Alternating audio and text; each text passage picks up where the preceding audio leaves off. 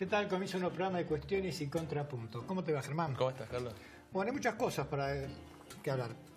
Judiciales, presupuesto de la provincia, la nueva reforma que quiere implementar el gobierno, tanto en lo laboral, en lo previsional.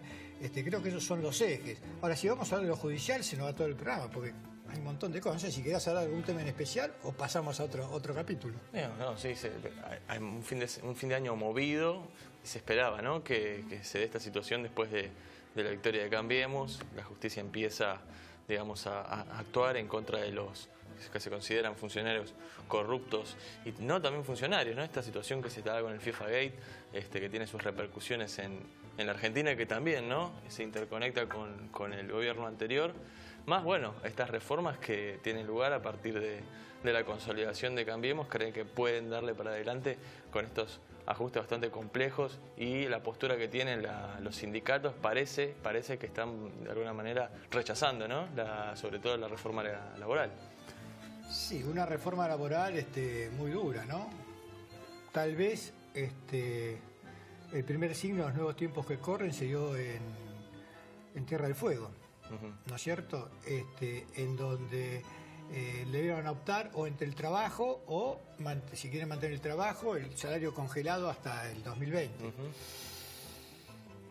Es grave, es muy grave, porque en realidad no hay asimetría para que un trabajador pueda discutir con el patrón. No existe la asimetría.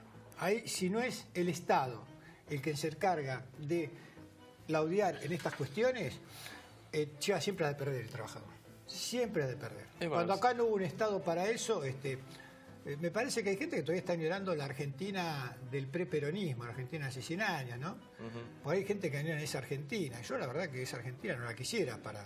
Bueno, pero no sorprende, ¿no? Porque no se votó a un gobierno peronista. Se votó, y la gente es consciente, a un gobierno de centro-derecha. Así que no se puede de alguna manera argumentar que fue un voto engañoso. ¿Pero vos crees que la gente se tira un tiro en los pies?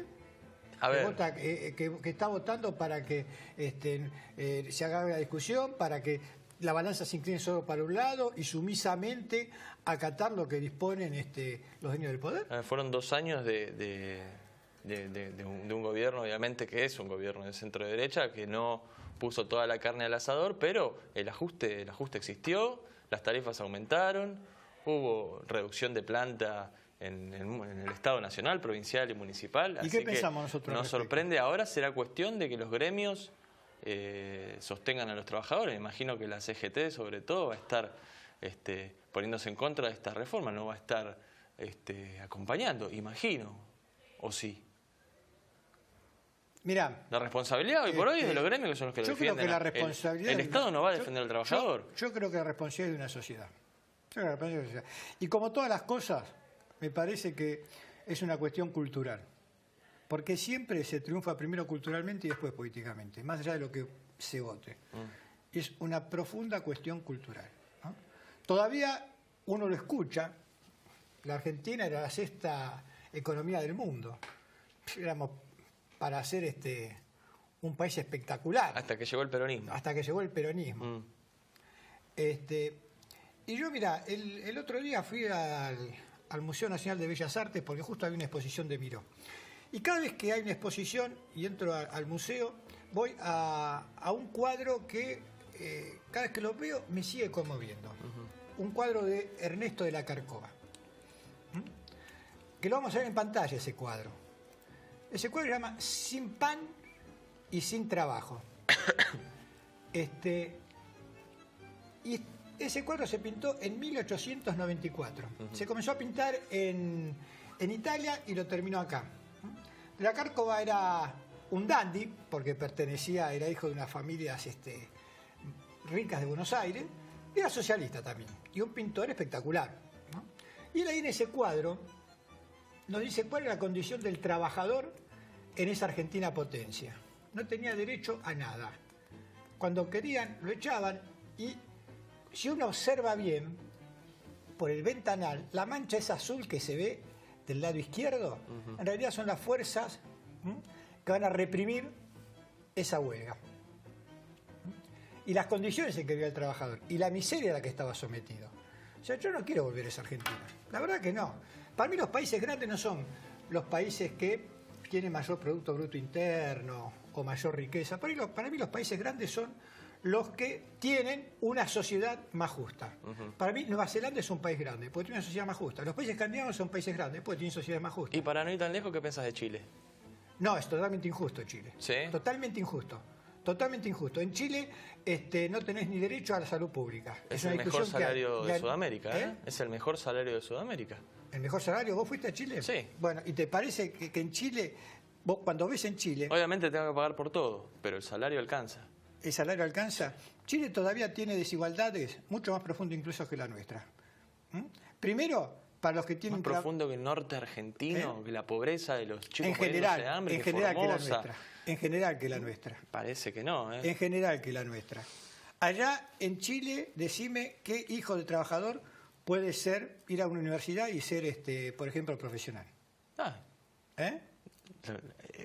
Sin duda que es continuo el reclamo por la educación gratuita, pero existe. No. Que hay restricciones, las hay, pero no ¿dónde dejan... está la movilización social en Chile? ¿Qué hijo de trabajador puede llegar a una universidad en Chile? Ninguno. Vos vas a la Universidad de Buenos Aires y ves venezolanos, colombianos, brasileros, uruguayos. Chilenos no hay, porque estudian en Chile.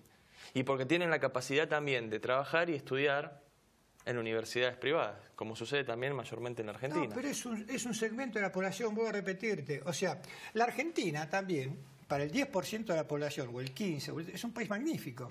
Así en estas condiciones. Y aunque sea que la Argentina tiene que ser un país sostenido netamente por el Estado. Entonces está subsidiado por el Estado. La Argentina es un país sostenido por los argentinos, porque nosotros somos un país riquísimo. Una suerte de comunismo. No, ¿quién habla de comunismo? No hablo de comunismo, ¿eh? Yo no hablo de comunismo. Yo lo que digo es un país donde todos tengan las mismas oportunidades. Porque la meritocracia es una falsedad. Es una falsedad. Digamos, hay una discusión, y uno se pone en la postura que cree esa discusión. Algunos sostenían que un hombre no podía desarrollarse en una sociedad que no se desarrolla o que no se realiza. Esa es una postura. Y hay otro que trata de meritocracia. Vos si tenés mérito te desarrollás y lo demás que te importa. Entre esas dos posturas yo estoy de acuerdo con la otra. Que la sociedad tiene que realizarse en su conjunto. ¿Que la Argentina lo tuvo cuándo? Lo llegó a tener, creo que la mejor época fue la época del peronismo. Y llegó incluso con todos los problemas que había en la Argentina, llegó a tener el Producto Bruto Interno, era el 50% para el capital y el 50% para el trabajador. ¿Cuánto funcionó eso? Eso fue en el 70. Cuando llegó al 50 y 50 fue en el 70. Y en el 50 ¿Y eso se podía 47. Sin hablar de grupos concentrados, ni sectores de derecha, ni sectores de militares que derrocaron a Perón. ¿Cuánto se puede sostener en el tiempo un país netamente financiado por el Estado que invierte, como pasó durante los últimos 12 años, prácticamente toda la plata del tesoro? Preguntarle a los países escandinavos cuánto se puede sostener el tiempo. Preguntarle. Y se pagan. Somos una potencia al estilo europeo, digamos, en cuanto a ingresos, bueno, exportaciones. ¿Para vos Nueva Zelanda es una potencia? Andá a Producto Bruto Interno. Ahora, fíjate cómo se Nueva Zelanda es una colonia, ¿eh? Es una colonia. ¿Es una colonia? Sí. ¿Te parece que es una colonia Nueva Zelanda? ¿Y de dónde se desprende? Bueno, como fuimos colonia nosotros también. ¿Qué tiene que ver? Del Reino Unido. Bueno, nosotros pero venimos de España, Italia. Pero eso no tiene nada que ver. Porque del Reino Unido se desprendieron varias colonias. Varias, no solo Nueva Zelanda, y sin embargo no todas tuvieron el mismo desarrollo, ni tienen el mismo desarrollo. Entonces yo creo en esa sociedad, en una sociedad donde el Estado garantiza esta puja de intereses. Porque si no, en la ley del gallinero, si vos pones al zorro a cuidar las gallinas, sabemos cómo es el resultado. Y la gallina somos nosotros, los zorros contentos. Bueno, tiene 2 años para, una vez aprobada esta, si es que se da sin ningún tipo de reforma, esta modificación en la legislación laboral, que viene también con muchas sorpresas seguramente. Tiene 2 años para aplicarlo el gobierno y si las cosas no funcionan bien, en el 2019 seguramente la gente estaría votando otra propuesta de gobierno, ¿no? Porque el país no se va a prender fuego como en el 2001, no están dadas las condiciones para que en 2 años se venga abajo todo, ¿no? O sea que no están dadas las condiciones. O sea, en el 2015 se recibió un país mejor que en el 2001. No, ¿y a quién le cabe alguna duda de eso? Bueno, ahora, si el país del 2001, que estaba destruido, y el país que tomó Duhalde y el país que tomó Kirchner en el 2003... Que tomó Duhalde, sí. Duhalde en el 2001. Hay que reconocerlo eso también, Kirchner ¿no? en el 2003. El proceso que inició Duhalde con Labaña y compañía. No hubo ninguna ley en contra del trabajador. No, ninguna ley. Ni en contra tampoco de el sistema previsional que va a permitir, que si sale este año... Hubo una ley, el 82% móvil, que se vetó, que iba a ser en beneficio. Sí, sí, pero yo te digo, hubo cuestiones que el gobierno nacional, por estas mismas argumentaciones que tiene el macrismo para el financiamiento del Estado, está aplicando estas iniciativas. Estamos en Estado desfinanciado, pero más allá de eso, lo real es que el poder adquisitivo en todos esos años mejoró. Independientemente, mejoró el poder adquisitivo. Esto lo dicen todos los economistas. Se mejoró el poder adquisitivo, hubo más trabajo y no se sacó ninguna ley. Yo lo que digo es lo siguiente. Yo lo que quiero decirte, ¿cómo podemos salir adelante? Porque esto también se probó antes que la Argentina explotara en el 2001. ¿Te acordás cuando se quiso bajar el 13% a las jubilaciones? Se quiso bajar también. Esto se explotó. Esto ya se hizo esto. ¿Cómo vamos a volver a caer en el mismo error? Yo no sé si esto va a pasar. Se me hace difícil que pase. ¿El error es pedir préstamos internacionales? ¿Ese es el sí, ese es un error terrible. En la cantidad que se está pidiendo. Hasta el mismo Esper, que digamos es una interna de los neoliberales, dice, a este ritmo no podemos seguir. No podemos seguir a este ritmo. Entonces yo digo, ¿cómo termina esto? No creo que termine bien. Pero más allá de esto, ayer sí se aprobó el presupuesto en la provincia de Buenos Aires. Sí, el vidalismo existe. No es el macrismo en la provincia, es el vidalismo, porque tiene a todos los intendentes levantando la mano, no hay ninguno que se haya opuesto. Sí, y a la mayoría de los peronistas también. No hay ninguno que se haya opuesto y aprobaron el presupuesto de la provincia de Buenos Aires. Igual están esperando qué va a pasar en la reunión con los gobernadores, que se discute el fondo del conurbano. Los gobernadores dicen que va a haber una desfinanciación de sus provincias. Hay que ver qué va a pasar con esos recursos que le corresponden por ley sobre todo al conurbano bonaerense, a la provincia, pero el conurbano bonaerense. No, vos sabés que le van a dar, no todo lo que le corresponde, pero le van a dar a la provincia de Buenos Aires, le van a seguir dando a las provincias lo mismo. ¿Y a quién le van a sacar? ¿A quién le van a sacar?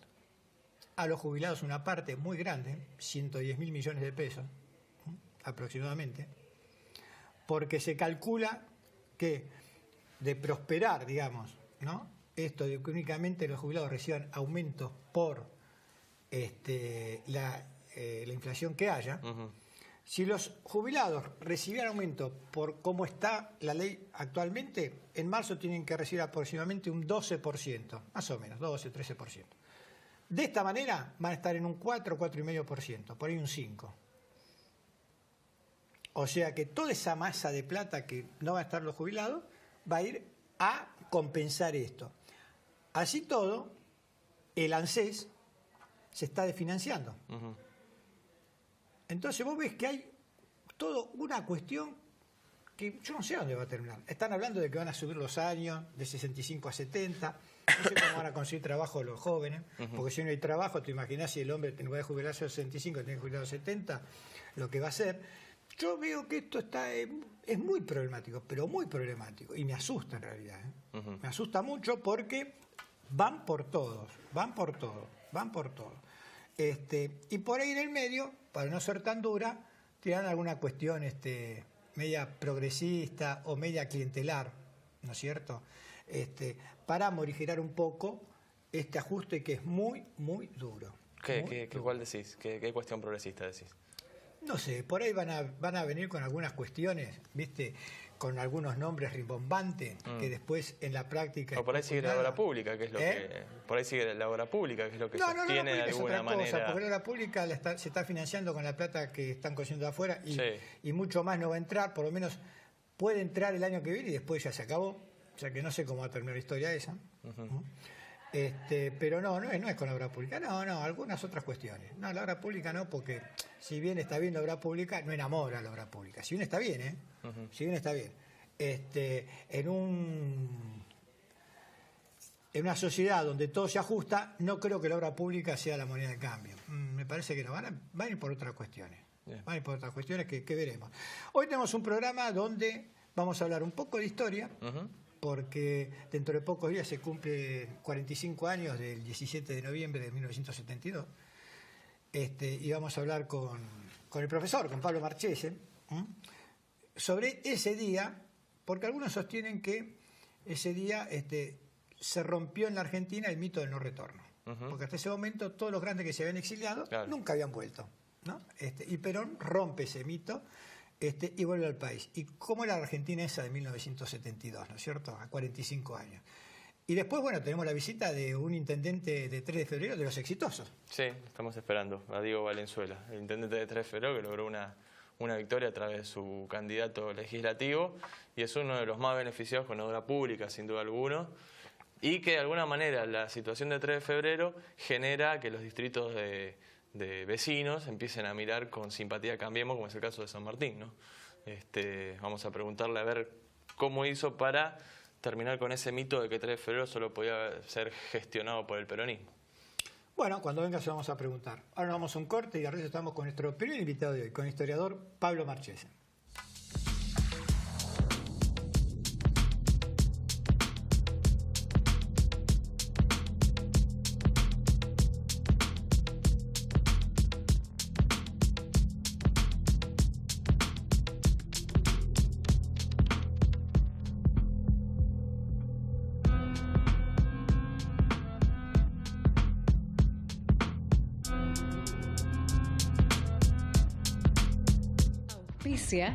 Cámara de Diputados de la Provincia de Buenos Aires.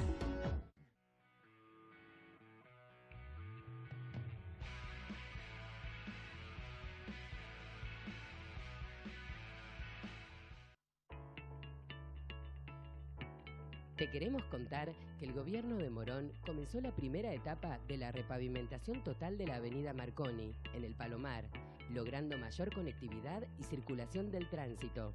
Además, esta obra mejora el acceso al Hospital Posadas, conectando las rutas provinciales número 4, número 201 y la autopista del acceso este. Crece tu barrio. Cambia Morón. Morón Gobierno.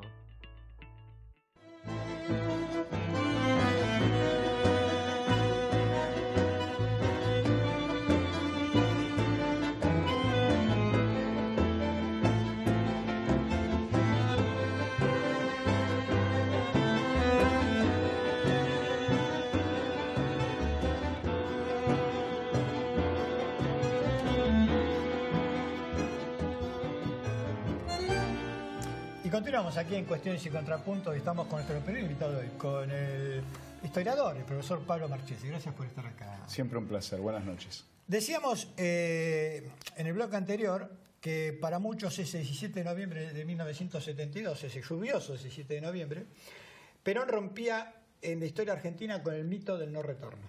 Es así, pero tengamos presente lo siguiente. Alguna vez lo hemos conversado en otras oportunidades. Vos recordarás que cuando se produce el golpe de Estado, la famosa y tristemente célebre Revolución Libertadora, Perón tiene que prácticamente exiliarse de apuro y el gobierno paraguayo, del cual él ostentaba la ciudadanía en honor por el presidente, el general Stroessner, le envió una cañonera. ¿Te acordás que cuando se está embarcando se acerca un solo periodista? Porque ni siquiera nadie lo fue, llamémosle, a despedir del país. Entonces, cuando le pregunta, ¿qué va a hacer usted ahora, general? Un presidente, un expresidente demudado en su rostro, le dice, yo no voy a hacer nada, mis enemigos lo harán por mí. Yo creo que ya en ese instante que tenía muy en claro Perón que se iniciaba el proceso de retorno. Lo que no se podía saber, bajo ninguna circunstancia, era cuánto tiempo le iba a llevar. Y le llevó mucho, 18 años. ¿Hay casos así de un retorno después de tantos años en la historia del mundo? No, de tanta extensión, no. Porque como hablamos también en otras ocasiones, ¿te acordás el intento napoleónico exitoso? Sí. Pero fue apenas un año, fue rapidísimo. Y si vos tenés en cuenta otras etapas de la historia, pero nos tendríamos que remontar a la antigüedad, esas disputas en el fin de la República Romana entre César, Pompeyo y el Senado, que había esos exilios impuestos de ir a ampliar el luego futuro imperio, 4 o 5 años siendo procónsules, pero la idea era retornar gloriosos, exitosos y con todo el poder. Pero una maniobra, una estrategia. En definitiva, iban a una provincia para enriquecerse y hacerse famosos y más poderosos. En este caso, Perón se fue sin nada. Partía nuevamente de cero, con un inmenso apoyo popular que lo había perdido, aunque sí sabemos que los últimos años fueron dificultosos y una parte de la población le había restado el apoyo que hasta ese momento le había dado. Sin embargo, no cabe ninguna duda que hasta el momento que volvió seguía siendo el dirigente político más popular. Del siglo XX no tengo ninguna duda. Vos decís que fue exitoso, sin duda alguna, desde lo electoral. Después, los años posteriores, ¿fueron exitosos teniendo en cuenta la situación de división que se vio en el país, la muerte de Rucci, generada también por esa misma división? Si vamos directamente a lo que son los hechos de los años 70, principios de los 70, sabemos que estamos en el penúltimo gobierno militar, ¿no? La Revolución Argentina. Una Revolución Argentina que transitó por varias etapas. En el momento en que Perón retorna exitosamente en este famoso operativo retorno a nuestro país, ejercía la primera magistratura el general Lanusse. Indudablemente, si se me permite una apreciación, de todos aquellos que gobernaron de facto el país entre 1930, con la excepción, creo, del presidente Agustín Justo, el general Lanusse fue indudablemente el más hábil militar político que tuvieron los diferentes gobiernos de facto. ¿Cuál era el propósito de general Lanusse? Indudablemente, más allá... Recuerdo esto, ahora que estás diciendo lo de Lanusse, que Perón comentó cuando Lanusse toma el poder, que bueno, llegaba el fin de precisamente la Revolución Argentina porque tuvo que tomar el poder el verdadero hombre del poder. El hombre fuerte. No tenía más recambio. No había más. ¿Te acordás que recordamos fueron 3 presidentes, ¿no? Onganía, Juan Carlos Onganía, militar azul, ¿te acordás que recordamos brevemente enfrentamiento entre 2 sectores de las Fuerzas Armadas, de autodenominados azules y colorados? Onganía está 4 años en el poder, pero indudablemente el cordobazo, el rosariazo, el viborazo, el secuestro y posterior asesinato por parte de montoneros del general Pedro Eugenio Aramburu fue el detonante final. Se llama un general desconocido para ejercer la presidencia, el general Roberto Marcelo Levingston, que era agregado militar en los Estados Unidos. Nada que ver. Y me llama la atención que muy poco se ha hablado de Levingston, teniendo en cuenta, claro, apenas ejerció 9 meses. Levingston se tomó 24 horas para decidir finalmente si aceptaba o no la presidencia. Dice que a la Junta de Comandantes, encabezada por el general Lanusse, se le molestó. Pensaban que te estamos ofreciendo la presidencia. Pero quiso saber realmente en qué se metía. Se tomó 24 horas, finalmente aceptó. Y lo que se comenta, y creo que fue cierto, indudablemente, es que cuando asume el poder, él entendía que la presidencia, la primera magistratura, significaba que las decisiones, ¿quién las toma? El presidente. Pero en cada gobierno militar, indudablemente, el poder estaba en manos del triunvirato militar. Nosotros sabemos en la historia del primer y segundo triunvirato, de la segunda década del siglo XIX. Pero hubo varios triunviratos más. A partir de 1955, las Fuerzas Armadas se manejaban con triunviratos. Si el presidente era jefe del ejército, bueno, el presidente evidentemente tenía sustancia política que lo respaldaba. Por el peso específico del ejército. No era el caso de Levingston. Y aunque aplicó una política que quiso, nacionalista, defender los intereses de la industria nacional contra lo que había hecho el anterior ministro de Economía, Krieger Bacena, indudablemente no tenía ese peso. 9 meses la Junta de Comandantes lo sacó y como bien apreció Perón. ¿Quién tiene que asumir? Ya no había otra. Tenía que asumir el verdadero jefe político de la última etapa de la Revolución Argentina, el general Lanusse. ¿Qué es lo que busca Lanusse? Acá viene un hecho contradictorio.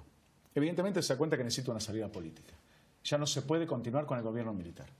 Pero no quiere al mismo tiempo, más allá de lo que dice, que sea Perón el que encabece ese retorno.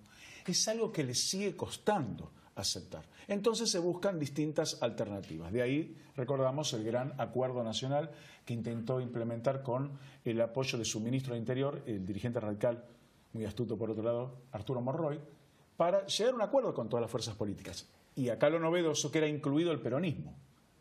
Pero intentaba aplicar una especie de política peronista, entre comillas, bandorista. Es decir, peronismo sin Perón. Que Perón bendijese el armado político para los siguientes años, excelente. ¿Quería volver a la Argentina? Podía, pero candidato, no.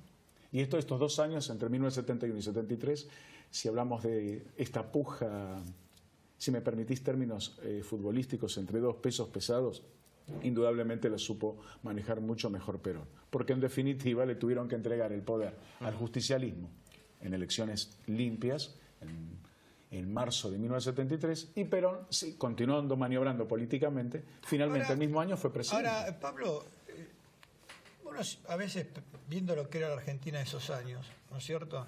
En líneas generales, la década del 60, ¿no? Y el comienzo de la década del 70, que es cuando vino Perón, el trabajador argentino ganaba buena plata, se podía hacer con sacrificio, pero podía hacer su casita, comía asado todos los fines de semana, no había problema de desocupación. No, mira, en el año 1973, es un dato que yo, cuando hablamos de historia reciente con mis alumnos, cuando vos comparás las cifras actuales, en 1973 la desocupación era del 3%.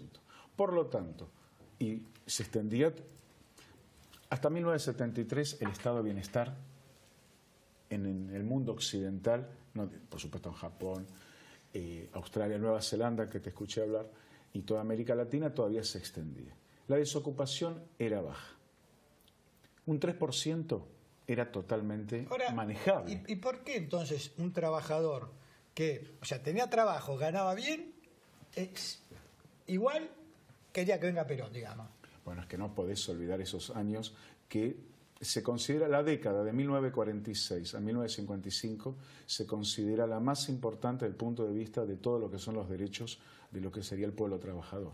Vos ponete a pensar, escuchaba antes, hasta la década, hasta que asume Perón, más o menos el PBI que iba destinado a cuestiones sociales, laborales, salariales, no alcanzaba el 34%. En esos 10 años alcanza el 50%. Es más que evidente. ¿Y ahora en cuánto estamos? Y ahora estamos retrocediendo nuevamente, estamos en un 34 o 35% y lamentablemente tiende a descender. Pero estamos hablando a lo largo de lo que sería el siglo XXI. Sube un punto, baja un punto y hay que ver qué va a ocurrir con todas estas reformas. También escuchaba que es un tema importante hoy la cuestión del exageradísimo endeudamiento externo. En este momento, en estos 2 años, hemos aumentado en $44.000 millones y se habla de una proyección de 70.000. Es una locura. Ahora, para volver al 17 de noviembre, sí. ese día nos fue un día muy, muy tranquilo, que digamos, en la llegada de Perón, y eso significa que Perón era un líder que ya no lideraba, o por lo menos en su militancia en sí, ¿no bajaba las directivas correctas? No, lo que ocurre es que Perón tenía que poner su propia casa en orden. No te olvides que prácticamente dirigió en el exilio, en particular vamos a hablar de la etapa española. Perón, recordamos que estuvo en varios países latinoamericanos, Paraguay, Panamá, Venezuela, Dominicana, hasta que se exilia finalmente en España con permiso del general Franco. Que no se llevaba bien con él. No, es más, se vieron una sola vez en la vida, cuando lo despide para hacerse cargo para presentarse como candidato a la presidencia en septiembre de 1973. Mientras mantuviera una actitud reposada en lo político, que no se expresara abiertamente y no le trajera problemas al gobierno español en referencia a los gobiernos sucesivos argentinos, no había ningún problema. Un par de veces fue llamada la atención. Uno, te acordarás, el operativo Retorno, fracasado, ¿no? El 64. Del año 64. Finalmente, ¿qué ocurre? Perón envía constantemente mensajes a su gente, videos, cartas, sus delegados, el más famoso Jorge Daniel Paladino, indudablemente de la etapa que estamos hablando ahora. Pero por más que se acaten en gran medida, medianamente o nulamente sus disposiciones, estás a la distancia, 12.000 kilómetros. Tenía que venir a nuestro país a poner su propia casa en orden. Una casa bastante problemática porque, como sabemos, había 2 tendencias claramente definidas. Ya podemos hablar de una grieta, si vamos al caso, ¿no? Y dentro del mismo movimiento, lo que se denominaba el ala derecha, la patria peronista, el ala izquierda, la patria socialista. Era necesario que él pusiera en claro en nuestro país. Ahora, ¿te imaginas que en ese mes que estuvo en la Argentina, cuando retornó, no fue suficiente? Lo que hace Perón es armar el tinglado político que le permitiría, un año después, ser él el presidente. Armó de circunstancias. Sabemos que Lanuse, en un estertorio final político, le impide ser el candidato del Frente Justicialista de Liberación Nacional, que organiza en con otros realidad, partidos. lo quiero obligar a Perón a venir a determinada fecha. Cuando Como quería, en él agosto. manejaba la situación. Él tenía que venir en y Perón, agosto del para 72. precisamente querer manejar la situación, vengo cuando quiero. Lógicamente. Y se lo demostró. El famoso que no le daba el cuero. Le dio, volvió y finalmente venció. La relación no había comenzado mal cuando Lanuse, para demostrar gestos de acercamiento hacia el peronismo, recordamos que en el 1971, a poco de asumir como presidente, decide entrar en contacto directo, envía un nuevo embajador a España que le comunica que le van a restituir todos los sueldos devengados como presidente y teniente general del ejército, y los restos de Eva Perón. En realidad, la negociación de los restos de Perón ya había comenzado Aramburu a trabajar en eso, y muchos dicen que la muerte de Pedro Eugenio Aramburu era una interna del ejército, Se ha comentado. más allá de que el brazo ejecutor fue Montonero. Que en los años 70, justamente en esos años, había sido jefe de la ferial un capitán de navío, discúlpame, no recuerdo en este momento el nombre, comentó un hecho que llamó poderosamente la atención y electrificó a la información en esa época. Se llegó a comentar que en realidad el general Aramburu no había fallecido ejecutado, sino que le había dado un infarto dentro del auto que lo trasladaba, y no se sabe cómo fue que terminó en el Hospital Militar Central. ¿Cómo puede ingresar al Hospital Militar a Luis María Campos? Los hijos de Aramburu siempre le echaron la culpa de la muerte a Imas y al interno de Sí. Ellos directamente lo decían así. Pero entonces quiere decir que si esto fuese cierto, o hay que terminar de juntar cabos, que fue un operativo montonero militar, un sector del ejército. Lo cierto es que en esa época los montoneros no tenían la logística para poder llevar a un hombre durante tantos kilómetros, o sea, recién arrancaba, no fue lo que fueron los montoneros. No, ahí se hacen 2 años conocidos. después. Pero Pablo, Sí. Entonces, ese 73 vivíamos una Argentina donde el trabajador vivía bien, pero quería Perón, y estaba precisamente el problema político de un peronismo, 18 años en el gobierno, y que desató sus pasiones, digamos, gobernando, y que terminó mal. No te doy un detalle, ¿no? Los mismos opositores reconocían que ellos, siendo opositores en la década del 50, sus hijos eran peronistas en la década del 70. Por algo, fíjate un detalle, qué fuerte que era la figura en ese momento del general Perón, que Héctor Cámpora saca el 49,9% de los votos. Algunos pensaron que le querían retasear el 50 redondo. No, finalmente se comprobó que era 49,9%. Y Perón saca prácticamente el 62% con la fórmula Perón-Perón, ¿no? María Estela Martínez de Perón. O sea que él era el elemento totalmente aglutinante de esos años, 2 de cada 3 votos. Ha habido luego Menem en su segunda presidencia, Cristina Fernández de Kirchner en su segunda también, que han obtenido una importante cantidad de votos. Pero el récord de Juan Domingo Perón no lo alcanzó ninguno. Gracias por haber venido, Pablo. Siempre un placer. Buenas noches. Nos vamos a un corte y al regreso estaremos con el intendente de Tres Frías de Venezuela, que estamos esperando que venga. Esperamos que llegue.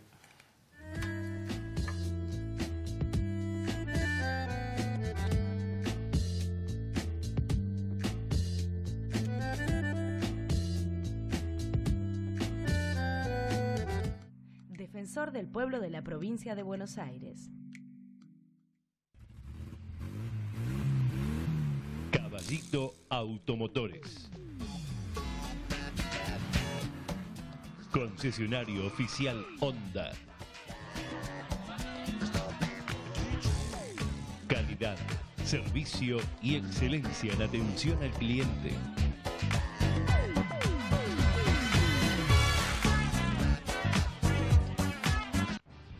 Si hay algo que nunca falla, es el alimento de cada día. Qué mejor que elegir lo más rico, saludable y nutritivo. Noli es la mejor alternativa para acompañar todas tus comidas, con su variedad de tapas, panes lácteos, desalvados, semillados, tacos y pastas. Encontralos en los supermercados de tu zona. Y no te olvides, Noli siempre en tu mesa.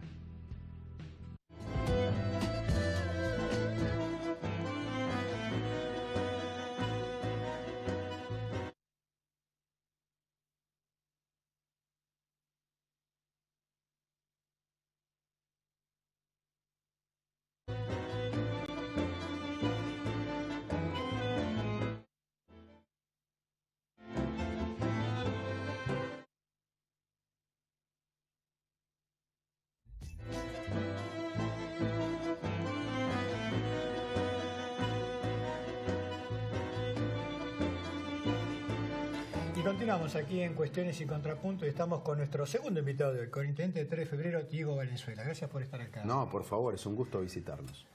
Bueno, primero, felicitarlos porque hicieron una elección brillante. Sacar el 47%, no, el 47 no, 45% de los votos 45 y medio, sí. En 3 de febrero. Un distrito acostumbrado a votar al peronismo, no como otro distrito donde por ahí ya votaban antiguamente otra expresión política. Es bastante llamativo la cantidad de votos que sacaron. ¿A qué lo atribuís? Yo creo que un resultado electoral no es el producto de una campaña solamente. Las campañas organizan el discurso, las propuestas, nos ponen en contacto con los vecinos, pero básicamente la gente me parece votó por el año y medio de trabajo, por lo que está haciendo la gobernadora, porque nos vio muy cerca, con obras inéditas e históricas en todos lados, por haber llegado a cada barrio y no solamente al centro de Caseros como estaba ocurriendo antes. De hecho, hoy hablaba con el equipo que estamos planificando la apertura del CEDEM número 3 en el Libertador, y es un orgullo poder decir vamos a tener pileta y colonia de verano en la zona norte. ¿En qué lugar del Libertador, Rubana? Al lado de la cancha de JJ Turquesa. En principio ya nos están dando el final de obra para diciembre, así que ya estamos planificando con los profes, la colonia de verano y la pileta.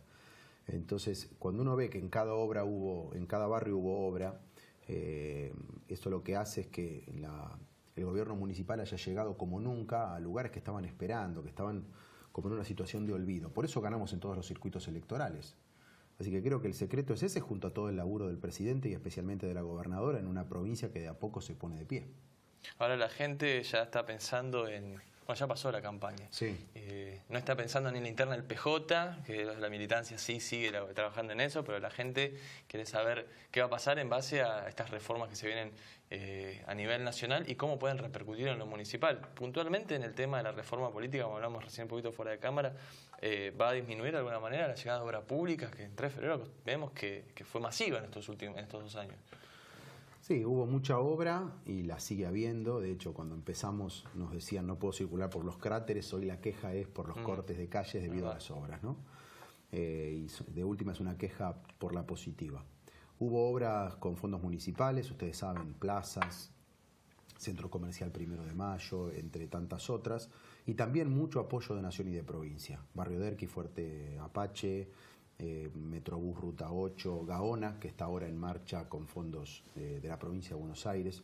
Y ese ritmo va a continuar. Yo lo que hago, como me siento embajador de los vecinos del 3 de febrero y creo que tenemos una gestión muy ordenada, con las cuentas en orden, con una cantidad razonable de empleados que dan un buen servicio. Bueno, eso lo llevamos a provincia de la Nación y vamos a seguir consiguiendo obras para los vecinos del 3 de febrero, que también son argentinos y bonaerenses.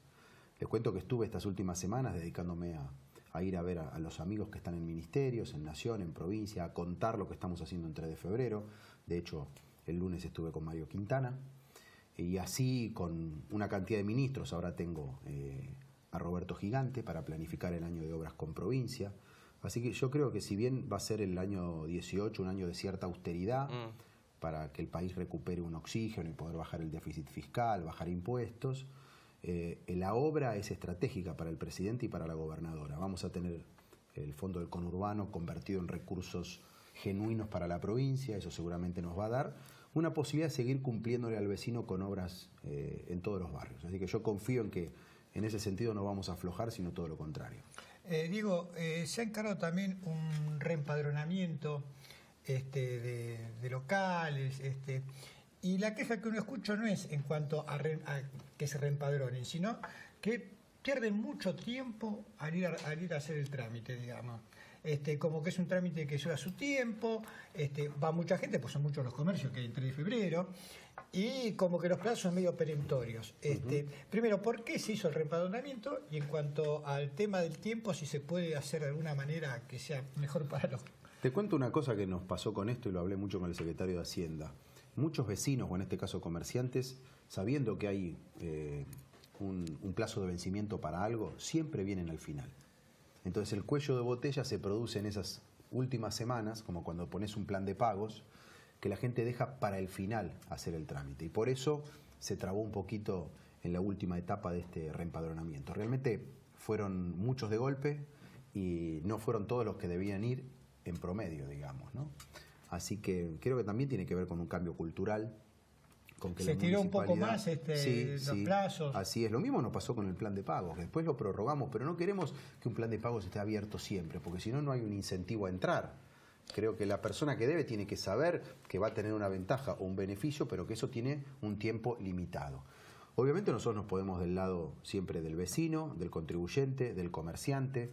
Yo les quiero transmitir acá la preocupación que me dio encontrar tantos comercios sin habilitación. 3 de febrero estaba sumido en la ilegalidad. Y no digo que hayamos salido de eso del todo, porque este es un trabajo en el tiempo. Pero, por ejemplo, todo Altos de Podestá, relevado, más de 70 comercios, ninguno con habilitación, porque nunca se previó el tema del comercio en el barrio. De hecho, no se hizo el área comercial que se iba a hacer. ¿Dónde aparecieron los comercios? En los garajes y en las ventanas de las casas. Claro, porque iba a ser, sin ser igual como fue en Ciudad Jardín en su momento, no que eran casas y había centros comerciales. Y el centro comercial, como parte de lo que le vendían a los vecinos que compraban, acá va a estar el centro comercial, le decían en un plano. No apareció nunca el centro comercial. Un pequeño Nordelta. Fuimos a Lope de Vega y estamos haciendo veredas, hicimos una obra muy linda de espacio público en Lope de Vega para que la calidad de provincia sea igual a la de capital. 70% de los comercios sin habilitación.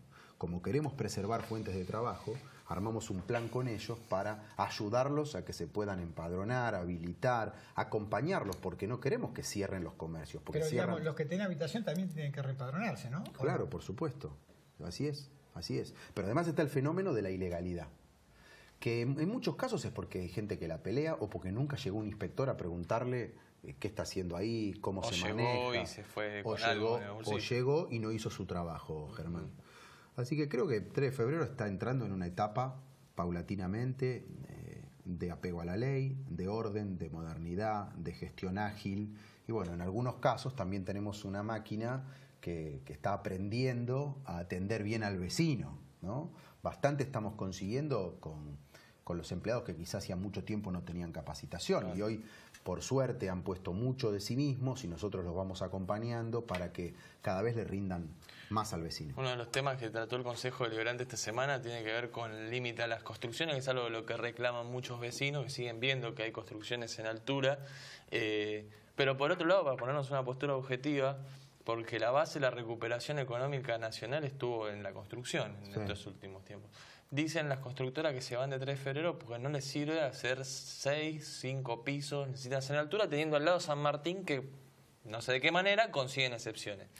¿Cuándo está el código de ordenamiento terminado? Así 3 de febrero ya tiene una lógica. Pretendemos que sea un tema a debatir de manera muy abierta, participativa, con profesionales, con concejales, con las fuerzas vivas del distrito el año que viene en el Consejo Deliberante. ¿Y cuál es tu idea? Ustedes saben que es muy difícil debatir algo así tan profundo en un año electoral. Yo quiero que este año sea el año de poder ordenarnos y modernizar esto. Antes el código, o el actual, al ser quizá anticuado, injusto para determinadas zonas del distrito que podrían tener más densidad, lo que invitaba era a la excepción. Y la excepción invitaba a prácticas que están reñidas con la legalidad, que es lo que pasaba antes. Donde se podían hacer 5 pisos, aparecen 10. Pero fíjense qué importante esto que vos acabas de mencionar. ¿Qué es lo que votó el Consejo Deliberante? Por unanimidad. Que a mí me llena de orgullo, porque nosotros no tenemos todas las manos, pero tenemos capacidad de diálogo. Y yo agradezco a la oposición la comprensión. ¿Qué empezó a suceder? Un privado, esto es lo que también nosotros muestra que somos Estado presente, que no somos neoliberales, ni somos la derecha como algunos dicen. Hay planos que empiezan a aparecer uniendo varios lotes y construyen un FOS, un FOT y una densidad y te aparece un edificio de 15 o 20 pisos, reglamentario, uniendo varios lotes. E igual nos parece que eso es una torre sorpresa en un barrio, aún siendo reglamentario. Estamos haciendo lo contrario que hacía mi antecesor. Donde había excepciones para arriba, nosotros le hemos pedido al Consejo Deliberante que nos acompañe en limitar para abajo. Que aún en un lugar donde se podría reglamentariamente, porque se unieron varios terrenos, hacer 15 o 20 pisos, nosotros defendiendo una característica del barrio, vamos a tener facultades en base a determinados parámetros para limitar hacia abajo. Y en el mientras tanto, bueno, empezar el debate de fondo, que es un nuevo código que a qué apunta, a que se sepa con claridad dónde se puede ir más alto y dónde no. Yo siempre pongo algunos ejemplos. Recorrer Avenida San Martín, todos locales bajos de una planta.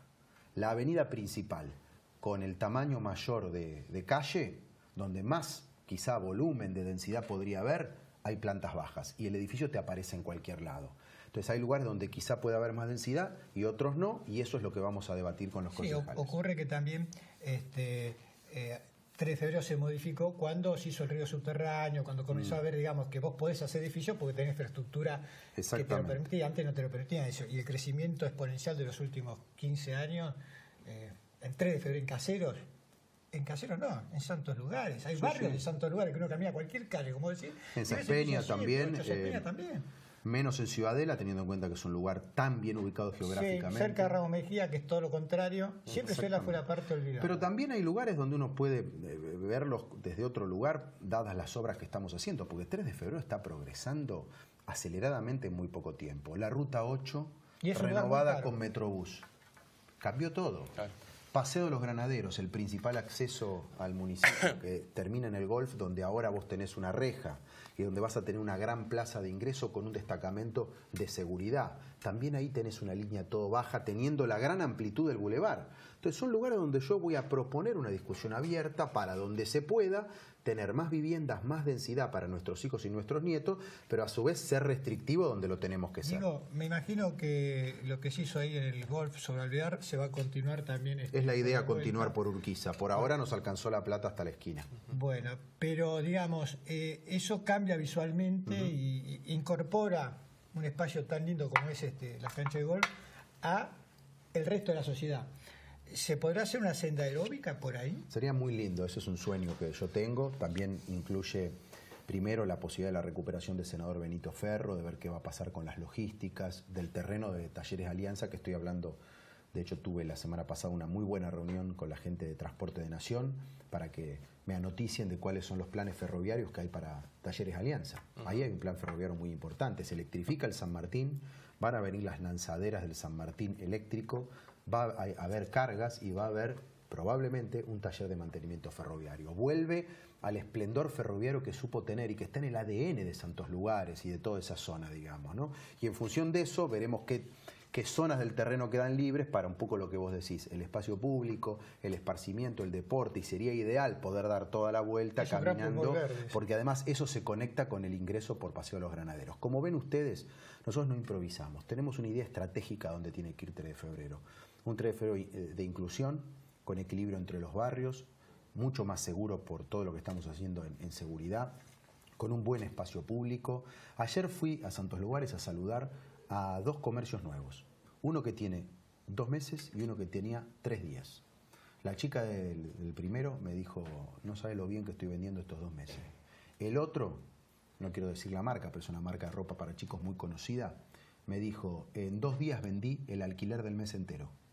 Y es un Santos Lugares que se va transformando, porque ordenás la calle, quitas el estacionamiento a 45, ahora viene la luz LED, y lo que estamos logrando de a poco es que la actividad se quede en nuestros barrios. Si se queda la actividad en nuestros barrios, esto es, el cafecito, el helado, ir a correr, consumir, la plata no se va a Devoto o a Ramos como estaba pasando antes. ¿Se viene el estacionamiento medido en Caseros? Vamos a analizarlo. Es un debate importante, lo tienen, ustedes saben, la mayoría de los distritos. Hay un tema que a mí me llama la atención y que me ocupa, es el playón. No sé si ustedes comparten esto, pero una cosa es el estacionamiento en el playón para el empleado municipal o para el vecino que viene a hacer un trámite por un tiempo limitado, y otra cosa es que vos dejes el auto 10 horas, te tomes el tren, te vayas a trabajar y lo dejes gratis. ¿Entró un proyecto del Consejo para con una construcción subterránea, puede ser? Entonces, bueno, todo es una cuestión económica, en definitiva, lo subterráneo es muy caro, pero claramente nosotros tenemos que ordenar. Pero hay un privado que quiera hacerlo, ¿no? Bueno, ahí hay que ver cuáles son los números, cuáles son los beneficios para el municipio, para los vecinos. Tiene que haber algunas tarifas promocionadas, por ejemplo, para los empleados y para eventualmente los que vengan a hacer un trámite, pero no es lo mismo el que usa eso como centro de transbordo y se va 10 horas.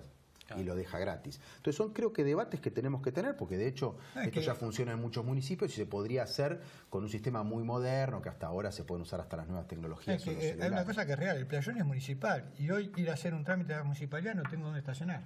Claro. Con lo cual sería lógico, muchísimos autos que son dejados a las 8 de la mañana. Poner un canon y al que va a hacer un trámite que cuando haga el trámite le den un papel que le pasa mucho municipios. Tigre pasa, no sí, San Martín Y también. bueno, y son los temas que hacen al progreso más de mediano plazo. Un municipio no es cortar pasto, pintar cordones, es mucho más que eso. Los intendentes tenemos un montón de demandas, competencias limitadas, recursos limitados, pero dentro de lo que podemos hacer con buena administración, transparencia y honestidad, hay mucho que puede generar cambios estructurales. Y les pongo un ejemplo del que hoy yo me siento orgulloso, aunque todavía no está concretado, que es el parque industrial.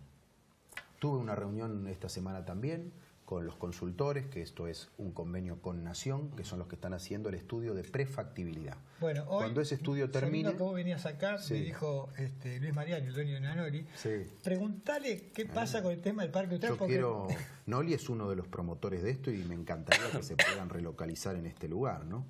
Y está muy avanzado. Yo ya firmé una carta de entendimiento con AVE, la Agencia de Bienes del Estado.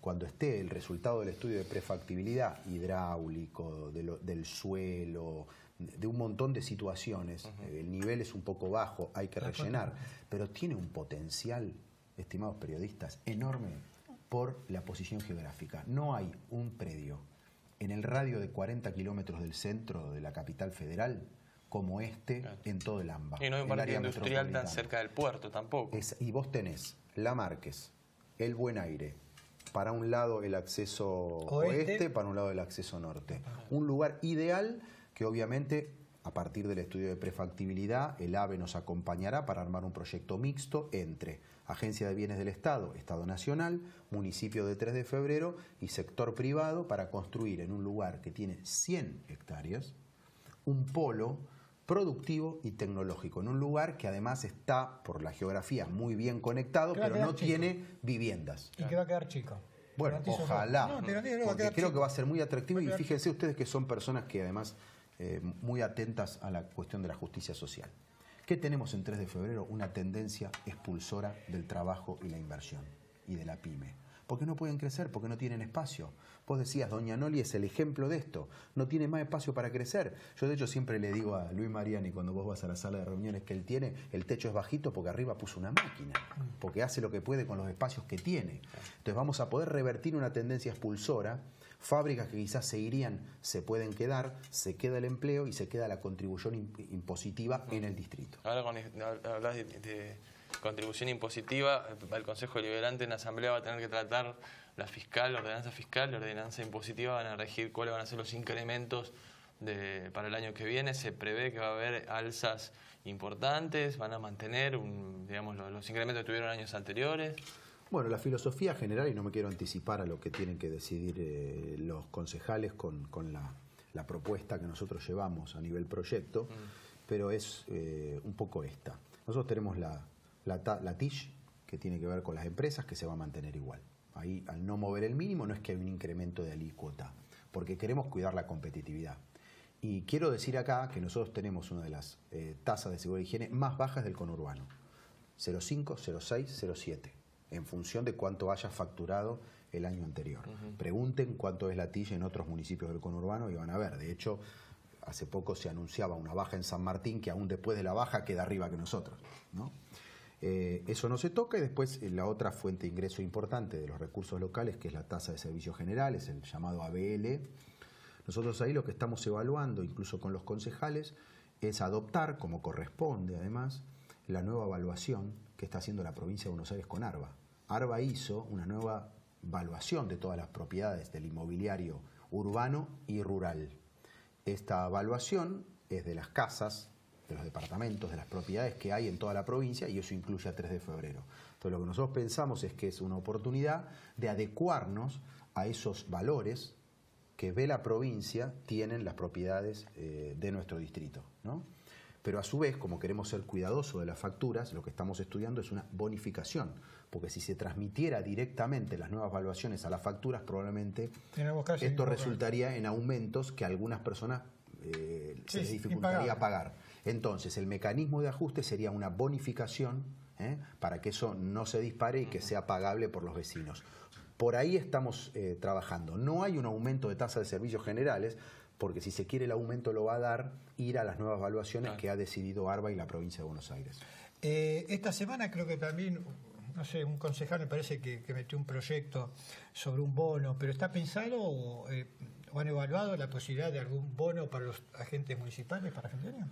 Nosotros dimos un bono el año anterior porque consideramos, y en eso ustedes saben que yo tengo una cultura o una praxis muy fuerte de defensa del trabajo, del empleo municipal y del poder adquisitivo del laburante, ¿no? Consideramos que ahí faltaba un puchito en cuanto al poder adquisitivo del año anterior, porque fue el año donde todavía la inflación no había bajado tanto y vinieron los fuertes aumentos de tarifas, ¿no? Que por otra parte que han sido necesarios, y a la luz de la elección me remito porque la gente entendió lo que está haciendo el presidente Macri, ¿no? Pero bueno, ahí sí consideramos que era necesario para acortar la diferencia y zanjar una diferencia en términos de pérdida de poder adquisitivo. Este año pensamos que ese debate no es tan así, con la suba que dimos nosotros, más otras cuestiones a nivel bonificación que dimos. Nosotros dimos una garantía salarial para los que menos ganan y subimos muy fuerte las bonificaciones. Habría que hacer los números, pero nosotros creemos que no se perdió poder adquisitivo del empleo municipal durante este año en 3 de febrero. ¿Se va a tratar de llegar a la paritaria como entonces, el año pasado? Lo que podemos evaluar es, porque además yo les tengo tanto afecto y agradecimiento a los empleados, quizá algún gesto de fin de año, a nivel algún recurso para canasta navideña y cosas por el estilo.